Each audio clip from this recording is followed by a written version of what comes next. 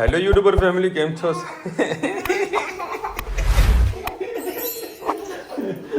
Hello YouTuber family, કેમ છો? તમને ગુડ મોર્નિંગ, જય શ્રી કૃષ્ણ. ચલો આજે તો સરસ જે ઠંડી પડતી હતી, જોરદાર ઠંડી હતી. રજીતે કીધું સ્વેટર જેકેટ કાઢ્યા કે નહીં કાઢ્યા? મેં કીધું ધોવાના બાકી સ્વેટર જેકેટ ને બધું કાઢશે. મને ઠંડી નહીં લાગુ, ઘરમાં ખાલી અડધો કલાક જેટલી ઠંડી લાગે પછી કાંઈ તકલીફ ના લાગવી જોઈએ. પણ શું કરે, બધું બંધ હોય તો પણ છતાં થોડુંક લાગે. બરાબર. હવે કાલથી તો બાથરૂમમાં છે ને સ્વેટર જેકેટ પહેરીને નાવા જવું પડશે, એટલી ઠંડી છે. પાણી જે 1 મિનિટમાં ગરમ થઈ જતું ને હવે 1.5 થી 2 મિનિટ લાગે છે પાણી ગરમ થતું. એ મને મારો ભાઈ શું બનાવે તું? રોટલીઓ બનાવવા બેઠી છે ગાયની નાની નાની.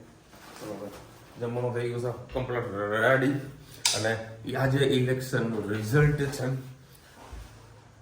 બીજેપી આગળ 78-55 ચાલી રહ્યું છે. 50-50 છે. હજુ લગભગ રસાકસીનો ટાઈમ મને લાગી રહ્યો છે, કારણ કે 56 ને 100 થતા વાર નહીં લાગે અને 78 ને 150 થતા વાર નહીં લાગે. એટલે તમે મતલબ સમજી જજો કોણ વિન છે. રોટલી બનાવી રહે છે, એવા રોજ બગાડે છે ને. હે ચકોડી, આ શું કરે? ત્યાં જોડે કોરો લોટ લેવો પડે બેટા. હે તને કોરો લોટ લેવો પડે તારે રોટલી બને, એમને ના બને. ખબર તને? હે ચકુ, ખબર હશે? એટલે બેગ લઈ લેતે તું કેટલા ના બેન. ચલો ભાઈ, 80-57 રેશિયો આવે છે. 80 બીજેપી છે અને 57 મહાગઠબંધન. રિઝલ્ટ મને આ બધું ઇલેક્શનનું રિઝલ્ટ જોવાની બહુ મજા આવે. ધનુ માટે મગ કાઢ્યા હતા, કેમ ના ખાધા? તને ભાવે છે ને? એ તો બસ સવા વેફર આપો એટલે મોજ આવી જાય. ગુડ મોર્નિંગ, જય શ્રી કૃષ્ણ. આજે આપણે બનાવીશું મગનું શાક. એના માટે 3 પોઈન્ટ જેટલું તેલ લઈ લીધું છે. આપણે એમાં ટામેટા એડ કરી, તેલમાં રાઈ એડ કરીએ.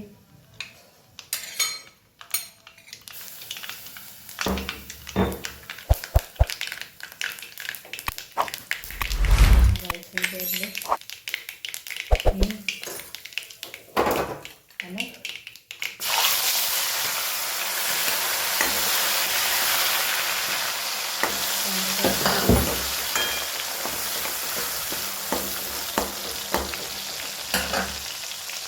ટામેટા સોફ્ટ થઈ જાય એટલે મીઠું એડ કરી. મગમાં તો મીઠું એડ કરેલું જ છે એટલે 1 ચમચી જેટલું જ મીઠું એડ કરીશું.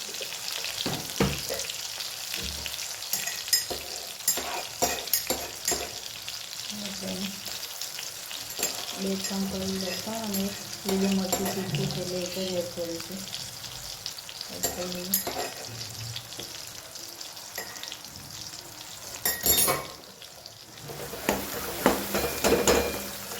ટામેટાને થોડું સોફ્ટ થવા દઈએ.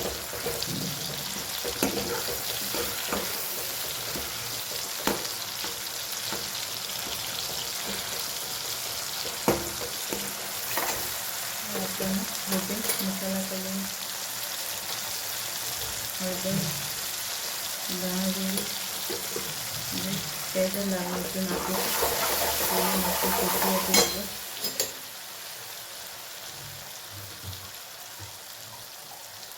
સહેજ મસાલો બળી ના ગયેલો પાણી એડ કરીએ.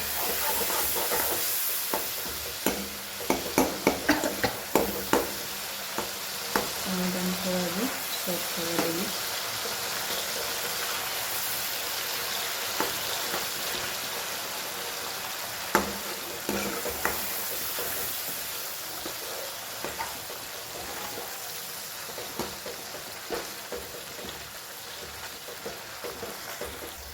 ટામેટા આપણા સરસ સોફ્ટ થઈ ગયા છે.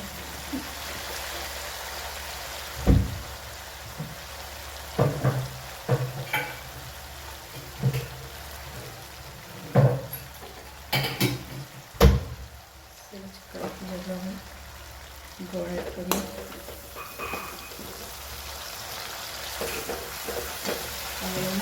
મળે છે.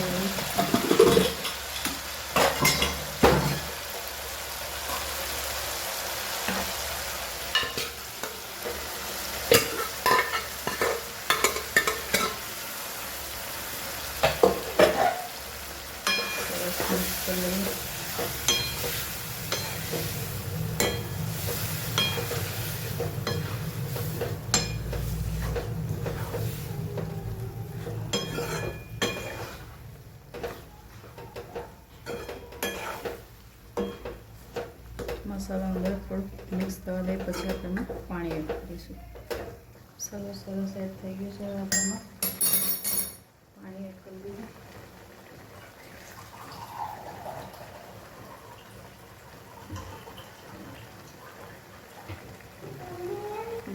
ભાત સાથે ખાવાના છે.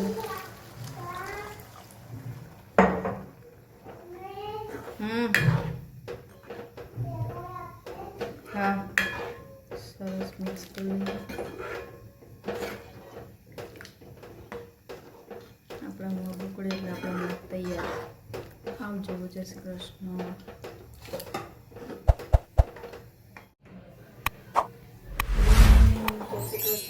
બનાવીશું લીલી ડુંગળીની કઢી. એના માટે તેલ અત્યારે શિયાળાની સિઝન ચાલુ થઈ જાઉં.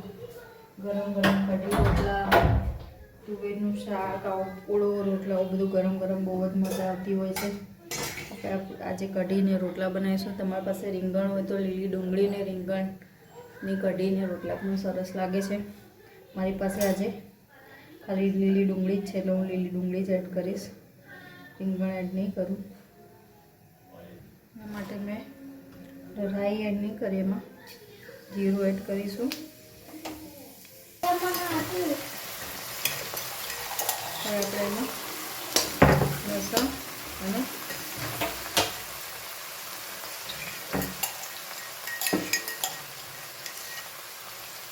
બે લીલા મરચાં એડ કરી દીધા છે. એ નાખી દઈશું.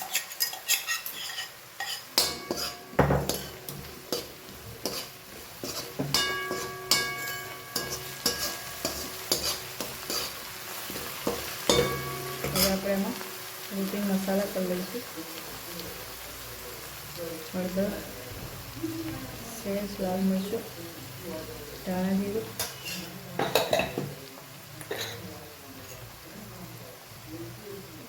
મીઠું એડ કરી સરસ મિક્સ કરી લઈએ. કઢી રોટલા સાથે ખાવાની એટલે આમાં આપણે એમાં ગોળ એડ નહીં કરીએ. ખાટમીઠી કઢી સારી લાગશે.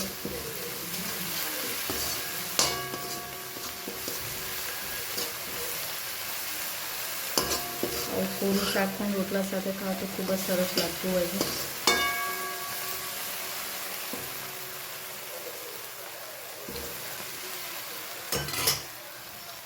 હળદર નાખીએ એટલે કઢીનો કલર પકડાય ને. બસ હવે આપણે એમાં એક થેલી 500 ગ્રામ જેટલી મેં છાશ લઈ લીધી છે અને એમાં 2 ચમચી જેટલી મેં નાખી દીધો છે ચણાનો લોટ. હવે આપણે એમાં એડ કરી દઈએ. સરસ મિક્સ કરી લઈએ.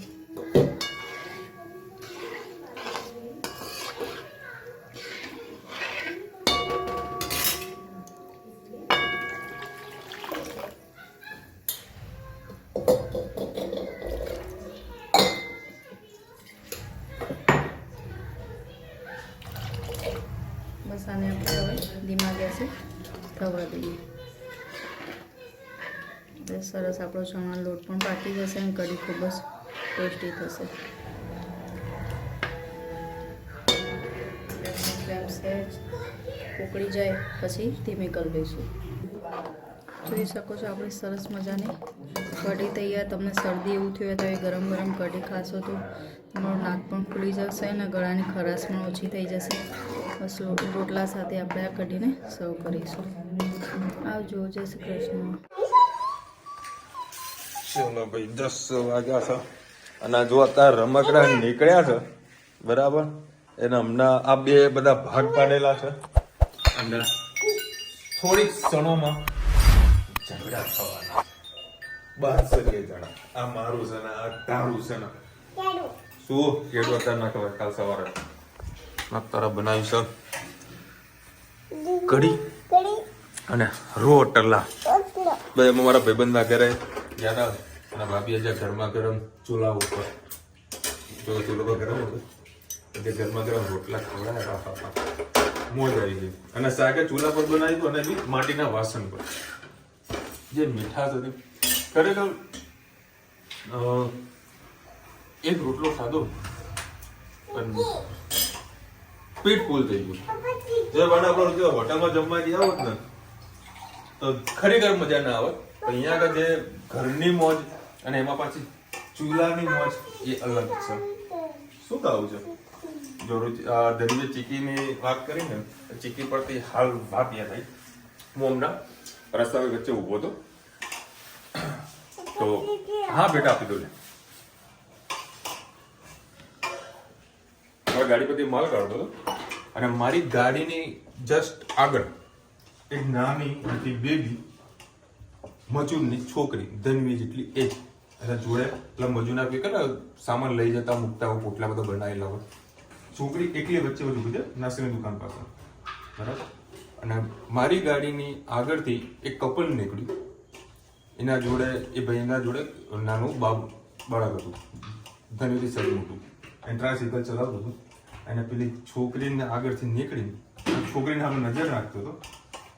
જે રીતનું જુઓ ને એટલે કઈ અમુક છોકરાની ઈચ્છા હોય કે આવું સાધન મારા જોડે, એ છોકરીની બહુ ઈચ્છા જેવા અંદર થઈ ગઈ. ધારીને જુઓ. પછી બીજો આ મજૂરી છોકરીને કંઈક ખવડાવું. છોકરી એકલી હતી. બધું અહીંયા તો કશું મળવાનું નહીં, નાસની દુકાન તો કશું મળતું નહીં. આખો રોડ થોડો સુમસામ અને ત્યાં કશું મળતું નથી. પછી મને આઈડિયા આવ્યો, મતલબ વિચાર આવ્યો. રુચિતાએ મને તો સવારે ચીકી આપી હતી ટિફિનમાં. એટલે એમાં સાંજે તો ભાઈ ટાઈમ ના મળે પછી ચીકી ટિફિનમાં પાછી જાય. પછી ચીકીમાં એ બેબીને આલી પછી એના પપ્પા બી યાર થોડી વાર ઊભો રહે. તો કોઈ એના મમ્મી પપ્પા દેખાય નહીં, તો મોટી પર જતા તો નહીં રહ્યા ને. પછી સામે તેના પપ્પા દોડીને આવ્યા. પછી કીધું ભાઈ મારું ચીકી ફ્રેશ પડી જાય છોકરીને ખવડાવો. એમ એવો આનંદ આવે ને. ખરેખર એક વાત બોલું કે તમારા ઘરમાં નાના છોકરાઓના કપડાં હોય ને તો આવા જે મજૂર વર્ગના જે છોકરાઓ હોય ને સોસાયટીમાં કે કંઈ કામ થતું હોય એને સાહેબ પહેરાવજો, ખરેખર આનંદ આવશે. મેં તો રોજના ઘણી વખત કહું છું કે આપણે હેજના ધનવીના કપડાં એ તો આપતી જ રહેશે, બરાબર. બાકી તમારા ઘરમાં જો કોઈ કપડાં હોય ને તો મજૂરના છોકરાઓને પહેરાવજો સાહેબ.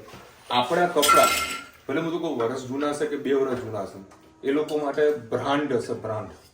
એટલે આપજો. દિલ તમારો ખુશ થઈ જશે કે ના ભાઈ આપણે કંઈક કામ કરીએ, કંઈક સારું કામ કર્યું છે, મજા આવશે. જો આ રમકડા ચાલુ થયા આ લોકોના અને શોર્ટ ટાઈમમાં લાઈવ તમને બતાવીશ. લાઈવ તો નહીં બતાવીશ, ઝઘડો ચાલુ થાય પછી બતાવીશ કે કેવા ઝઘડા થશે એમના. એ હા, ચલો ભાઈ આપણા ગરમા ગરમ રોટલા રેડી થઈ ગયા છે. પહેલો રોટલો કડક, હા દેશી ગોળ આપો. કારણ કે અમદાવાદ ગયા હતા મોલમાં દેશી ગોળ તોડી નાખીને હવે જુઓ ન કરો કેમ ડીશ આજે મારી ચેન છે કે જોઈને મેં આના ટાંકી તે મૂકી દીધી. ખાઈ લો આજે ઉતર. કશો વાંધો નહીં. આ ડીશમાં એ ધનુ પેલા અમુ અંકલ નહીં તને યાદ કરતા હતા, તને શું બતાવી તું જોશે ચાલુ થયું. હે ધનુ તને શું બતાવી તું? અમુલ દાદા શું બતાવી તું? બોલતો ખરી, એટલે વાત કરવી છે ને તારે. શું બતાવી તો મને કહેતો ખરી.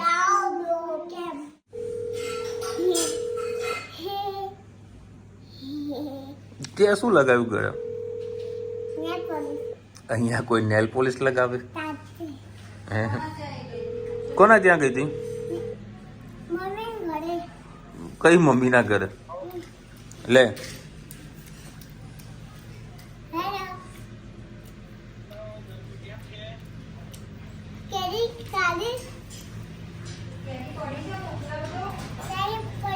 બેટા દરવાજો બંધ કરી દો.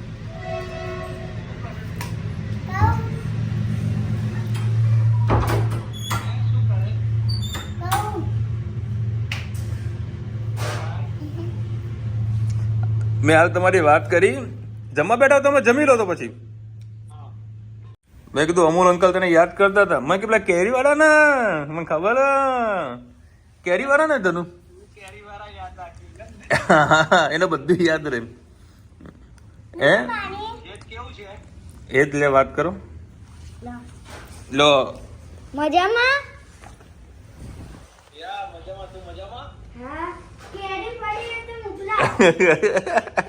અમેરિકાથી કેરી આવવાની અત્યારે કોઈ કેમ બીજું શું લાવવાનું ધનુ એને હજુ તો મારા જોડે તો જમવા બેઠી છે એટલે પેલા જમશે પછી શાંતિ તમારા જોડે વાત કરશે તમે જમી લો પછી શાંતિથી વાત કરાવું તમારા જોડે એ હા હા ધનુ ફોનમાં શું બતાવતું હતું તું હે શું હતું બેટા બંધ કરતા તો હાલ બંધ કર દે આ બાજુ આવતી ને અહીંયા આવતી ને અમૂલભાઈએ વળી કેરી વોટ્સઅપ કરી અને વિડીયો મોકલ્યો બાકી પાપા આ તો થોડી હજી કેરી કાચી હે ને કાચી હતી બેટા કેરી હવે ક્યારે ખાવાની કાચી છે તો હે જનુ આમ ઝડકી બેસ કાલે કેમ ખાવાની હે કાલે કેમ ખાવાની તો કેમ હે ક્યાં જવાનું હે અમુલ ઘર ક્યાં આવી ક્યાં આવી ઘર ફ્લેટમાં નહીં અમેરિકા છે તો તારે જવું અમેરિકા હે જવું છે અમેરિકા અમેરિકા જઈને શું કરીશ અરે હા અમારે છે ને એક જગ્યાએથી બેગ આવવાની હતી તો ટ્રાવેલિંગ જે બેગ આવે ને બતાવતે પેલું ટ્રાવેલિંગ બેગ કેમ ના લીધી મોટી બેગ કેમ ના લીધી